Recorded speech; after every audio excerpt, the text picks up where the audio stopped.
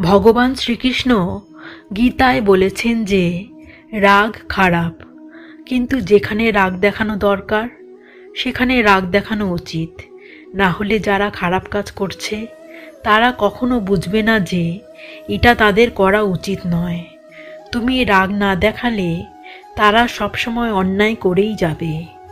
যে ব্যক্তি পরিষ্কার ও সোজাভাবে কথা বলেন তার কথা অনেক সময় রূঢ় লাগতে পারে, কিন্তু তিনি কখনো কারোর সঙ্গে প্রতারণা করেন না।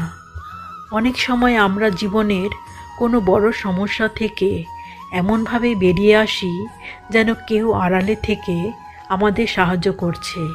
এই আড়ালে থাকা অদৃশ্য শক্তি হলো ভগবান।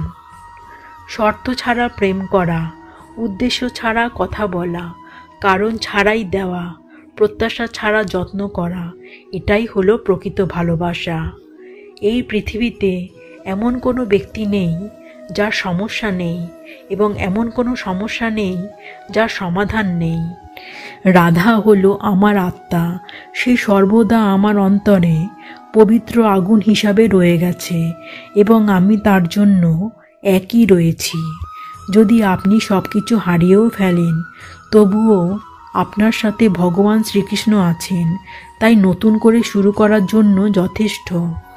লক্ষ্য অর্জনের জন্য যারা দিনরাত পরিশ্রম করে তারা পথে আসা সমস্ত বিপদকে অতিক্রম করে। রাধে রাধে।